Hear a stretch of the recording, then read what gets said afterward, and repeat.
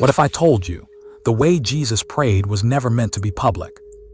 Not because it was forbidden, not because it was heretical, but because once people learned it, they didn't need religious systems anymore. Before Jesus performed miracles, before Lazarus walked out of the tomb, before crowds were fed, before storms stopped, there was something he always did first. Something silent, something internal, something that modern Christianity almost never teaches. And no, it wasn't asking. It wasn't begging. It wasn't repeating long emotional prayers hoping God would listen. Jesus didn't pray from desperation. He prayed from alignment. Somewhere along the way, this inner prayer was replaced with words, noise, rituals, and performances. Churches taught what to say, but not how Jesus shifted his consciousness before speaking at all. That's why so many people today pray every night and feel nothing. Why faith feels exhausting instead of alive. Why millions are leaving church, but not leaving God. Because the real technique was never about religion. It was about entering a state where fear dissolves, where separation disappears, where prayer stops being a request and becomes a confirmation. In this video, I'm going to reveal what Jesus actually did before miracles, the ancient prayer practice early Christians guarded carefully, why this method feels closer to meditation than modern prayer, and how you can experience it yourself without joining a church, changing beliefs, or abandoning Christianity. This isn't theory. This isn't theology. This is a practice. And once you understand it, prayer will never feel empty again. If you're ready to learn the prayer technique Jesus used, but churches stopped teaching, stay with me until the end. And before we begin, backhand index pointing right like this video if you're searching for deeper truth. Backhand index pointing right comment, I'm ready, if something already stirred inside you. Backhand index pointing right, share this with someone who's questioning faith. Backhand index pointing right and subscribe, because what you're about to hear changes everything. Red heart. Before Jesus raised Lazarus from the dead, he didn't rush. He didn't panic. He didn't look around for approval or scramble for the right words. He didn't beg heaven to intervene. In fact, the most unsettling detail is that he didn't even speak out loud at first. There was no dramatic plea, no urgent cry, no emotional performance. There was a pause, a stillness, a moment so quiet it almost feels uncomfortable when you really sit with it. And that pause matters more than the miracle itself, because what he did in that silence is something most people were never taught. Not in Sunday school, not in sermons, not even in seminary. It wasn't hidden because it was dangerous. It was lost because it requires a kind of inner skill that modern religion rarely teaches anymore. If you grew up praying every night, folding your hands by your bed, saying the right words and still feeling like nothing changed, this moment speaks to you. If you ever sat in a church surrounded by people, singing about faith, while quietly wondering why God felt distant, this moment belongs to you. If you walked away from church but never really stopped believing in something bigger, something sacred, something meaningful, this pause before Lazarus walks out of the tomb is for you. Because what Jesus demonstrates here is not religion. It's not ritual. It's not performance. It's a method. And once you see it, prayer never looks the same again. For a lot of people in America right now, prayer feels empty, not offensive, not rejected, just hollow. Words are spoken, but nothing lands. You ask, you hope, you wait, and life keeps doing what it does. That's why so many people didn't abandon spirituality altogether, they just replaced the language. Prayer quietly turned into meditation. Church attendance turned into podcasts and long walks and breathwork. Labels changed, but the hunger stayed the same. People didn't lose faith. They lost access. Somewhere along the way, prayer became something you do instead of a state you enter. And that difference changes everything. Most religious systems teach people what to pray. They give you words, formulas, request lists. What they rarely teach is how your inner state must shift before prayer has power. Jesus never tried to convince God to act. He didn't negotiate. He didn't argue. He didn't plead from desperation. He entered alignment. That alignment is the missing skill. It's the difference between shouting into the sky and speaking from a place where separation no longer exists. When Jesus prayed, he wasn't trying to change God's mind. He was standing inside the reality where God's will was already active. When you return to the story of Lazarus and slow it down, it becomes unsettling in the best way. Jesus arrives after Lazarus is already dead, not recently dead, buried, decomposing. Everyone around him is emotional, grieving, confused, even frustrated with him. Martha tells him plainly that if he had come sooner, her brother would still be alive. This is the moment where most people would launch into explanation or apology or reassurance. Jesus doesn't. He pauses. He stands there. And then he lifts his eyes. That small detail is everything. He doesn't close his eyes. He doesn't bow his head. He doesn't withdraw from the moment. He looks upward not as a gesture of distance but as a sign of awareness. And then he says something that completely disrupts how most people understand prayer. He thanks God, not after the miracle, before it, not in relief, in certainty. This isn't gratitude for something that already happened. It's confirmation of something already true. Thanksgiving wasn't an emotional response. It was a declaration of alignment. From that place, the miracle isn't forced, it's revealed. Lazarus doesn't rise because Jesus begged hard enough. He rises because Jesus stood fully united with the source of life itself. There was no anxiety in him, no fear of failure, no attachment to outcome. He wasn't hoping it would work. He knew. And that knowing didn't come from arrogance. It came from intimacy. This is where modern prayer quietly goes off track. Most people pray from separation. They feel small, broken, unworthy, desperate. The prayer is fueled by fear or desire or urgency. It's obsessed with outcomes. It treats God like a distant authority figure who might be persuaded if the request is worded correctly or repeated often enough. Jesus prayed from union, from closeness, from shared identity. He spoke as someone who knew where he stood. That way of praying didn't disappear overnight. In the earliest centuries of Christianity, this was the foundation. The Desert Fathers didn't retreat into silence because they hated the world. They did it because they understood the inner world. Early Christian mystics didn't obsess over doctrine the way later institutions would. They cared about transformation.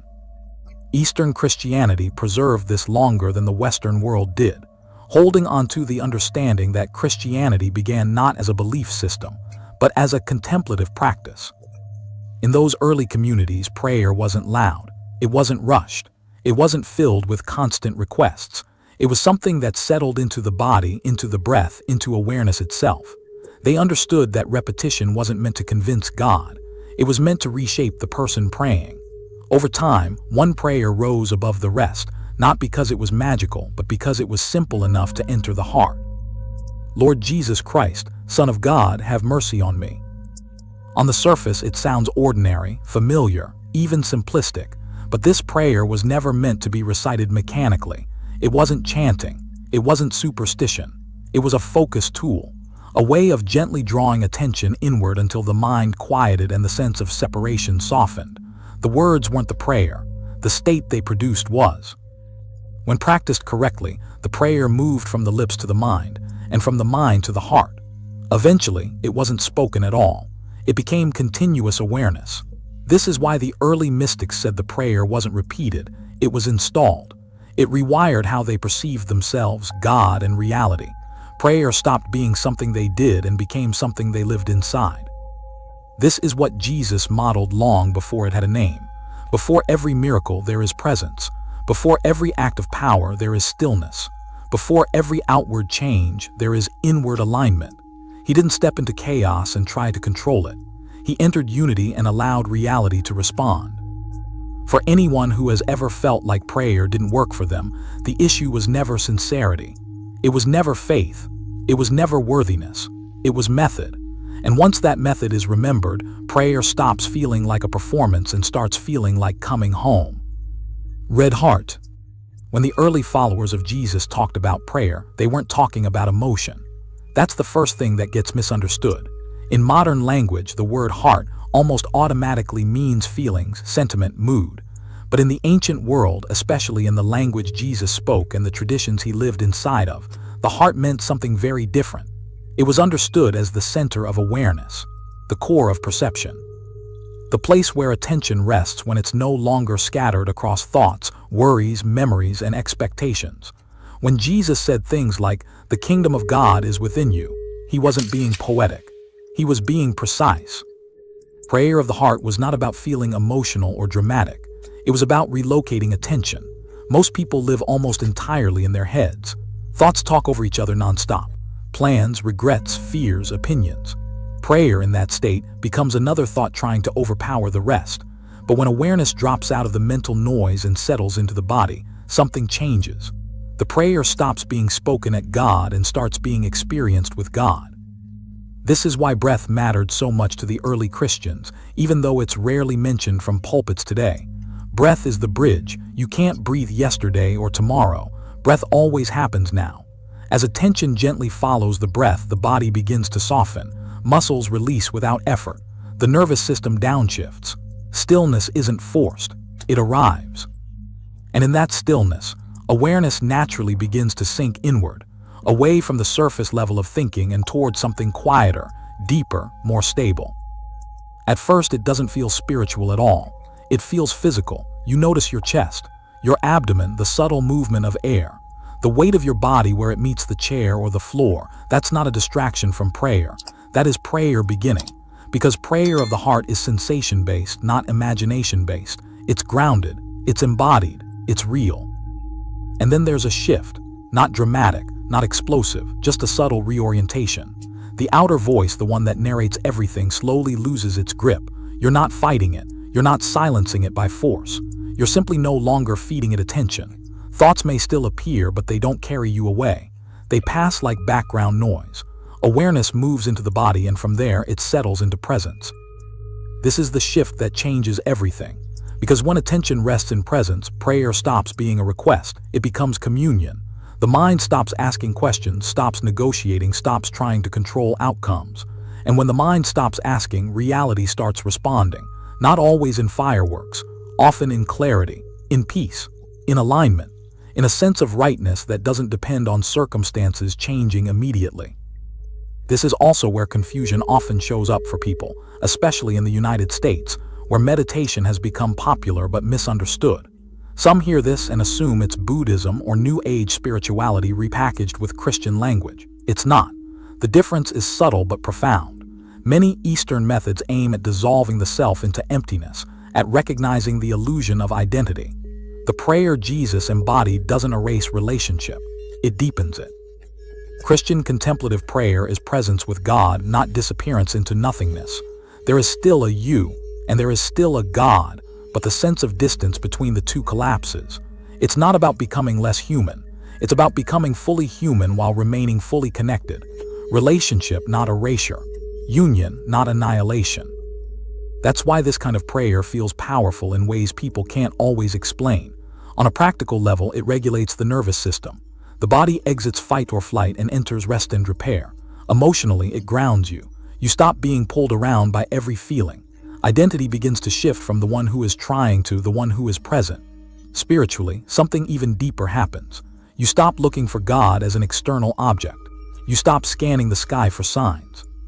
You realize the reason you don't feel God is because you've been looking for Him outside. This is where practice matters, not performance, not perfection, just practice. If you're listening to this right now, this is the moment most people skip, and that's understandable. Stillness can feel unfamiliar, even uncomfortable, but this is the part they never show. So instead of analyzing, just stay. Let your body be supported. If your eyes want to close, let them. If they don't, that's fine too. Bring attention to your breath without changing it. Feel the inhale arrive. Feel the exhale leave. There's nothing to fix, nothing to achieve, just notice. As the breath settles, allow a simple phrase to arise quietly inside. Not shouted, not forced, almost like a whisper beneath thought. Lord Jesus Christ, pause. Son of God, pause. Have mercy on me. The words aren't magic. Don't rush them. Let them ride the breath.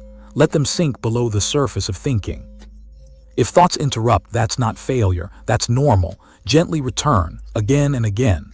Over time, the words may grow faint. They may even disappear. Let them. What remains is awareness resting in presence. That's prayer. You might notice sensations you weren't expecting. Warmth, tightness, emotion rising without a story attached. Some people feel resistance. Others feel relief. Some feel nothing at all at first. All of it is okay. This is not about chasing experiences. It's about building capacity, the capacity to remain present without escaping, without grasping, without numbing. As this becomes familiar, prayer stops being something you do for a few minutes and becomes something you carry. You find yourself responding instead of reacting, listening instead of defending, acting without the same level of fear. Not because life suddenly gets easy, but because you're no longer meeting it from fragmentation. This raises an uncomfortable question for institutions, because when people learn to access God directly, without intermediaries, without emotional manipulation, without constant instruction, structures begin to lose control. Historically, this is why contemplative practices were slowly de-emphasized, not through conspiracy, but through convenience. It's easier to manage behavior than transformation, easier to teach rules than awareness, easier to gather crowds than to guide individuals inward. An awakened believer doesn't need constant supervision. They don't need fear to motivate them. They don't need permission to connect. And that kind of freedom doesn't fit neatly into systems built on hierarchy and control. So the practice wasn't banned. It was simply neglected, forgotten, left out. But nothing was taken from you. Access was never revoked. You don't need permission. You don't need a pulpit. You don't need special words or perfect belief. You already have access. The door was never locked. It was just quiet and no one taught you how to listen. If something stirred while you were listening, don't dismiss it. That subtle pull, that sense of recognition, that quiet familiarity, that's not imagination. It's memory. And if you know someone who's still searching, still believing but tired, still spiritual but wounded by religion, share this with them. Not as an argument, as an invitation. And if you felt something during the prayer, even if you can't name it, say so. Sometimes the most important things we discover don't arrive with explanations. They arrive with presence. Red heart. If you felt something during this video, that wasn't emotion. That was recognition. Because the prayer Jesus used was never about words. It was about returning to a state you were never meant to lose. Religion taught us to speak to God. Jesus showed us how to pray from union. And once you experience that, once prayer becomes presence instead of performance, you realize why this was never emphasized from pulpits. An awakened believer doesn't chase answers.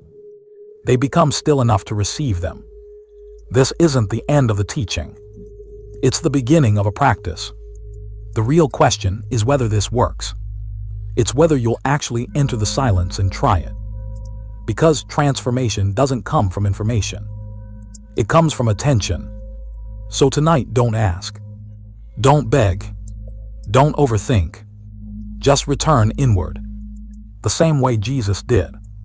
If this video awakened something in you, comment below and tell me what you felt. Like this video so more people find what's been missing.